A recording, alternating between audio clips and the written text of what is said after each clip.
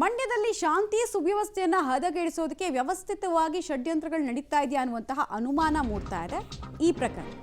ಮಂಡ್ಯದಲ್ಲಿ ದೇಗುಲದ ಮೇಲೆ ಅನ್ಯ ಧರ್ಮದ ಚಿಹ್ನೆ ದಾಖಲಾಗಿದೆ.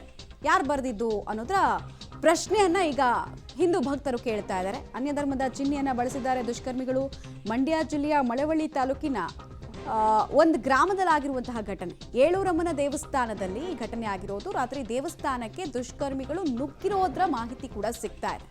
ದೇವಸ್ಥಾನದ ಗೋಡೆ ಮೇಲೆ ಅನ್ಯ ಧರ್ಮದ ಚಿಹ್ನೆಯನ್ನ ಬರೆದು ಕುಚೋದ್ಯವನ್ನ ಬರೆದಿದ್ದಾರೆ.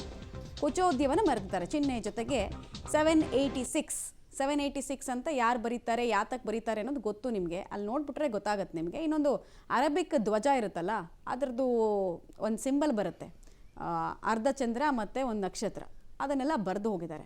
ಬರೆಯೋದ್ರಿಂದ ಏನಾದರೂ ಒಳಗಡೆ ಇರೋದು ಬದಲಾಗುತ್ತಾ ಅನ್ನೋದು ಪ್ರಶ್ನೆ. ಎಂತೆಂಥ ಮುಟ್ಟಾಳ್ರನ್ನ ಸಮಾಜ ನೋಡ್ತಾ ಇದೆ. ಇವರು ಬುದ್ಧಿಮತ್ತೆ ಬಗ್ಗೆನೇ ಪದೇ ಪದೇ ಪ್ರಶ್ನೆಗಳು ಬರೋದು. ಯಾರು ಬರೆದಿದ್ದು ಅನ್ನೋದು ಇಂಪಾರ್ಟೆಂಟು.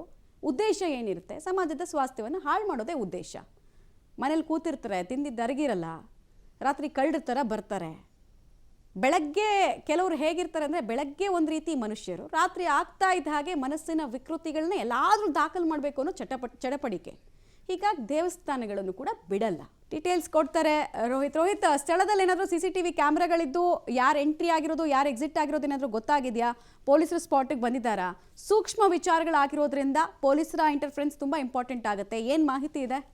ಖಂಡಿತ ಮಮತಾ, ಕಳೆದ ರಾತ್ರಿ ಚಿಕ್ಕಮಾಳಿಕೊಪ್ಪಲು ಗ್ರಾಮದಲ್ಲಿ ಈ ಒಂದು ಘಟನೆ ಜರುಗಿರುವಂತದ್ದು. 2 ದೇವಸ್ಥಾನಗಳಿಗೆ ದುಷ್ಕರ್ಮಿಗಳು ನುಗ್ಗಿರುವಂತದ್ದು. ಮೊದಲನೇದಾಗಿ ದಂಡಿ ಮಾರಮ್ಮ ದೇವಸ್ಥಾನಕ್ಕೆ ನುಗ್ತಾರೆ. ಅಲ್ಲಿ ಯಾವುದೇ ರೀತಿಯಂತ ಕಳ್ತನೂ ಆಗಲ್ಲ, ಮತ್ತೆ ಗೋಡ ಬರಹವನ್ನು ಬರ್ದಿರಲ್ಲ.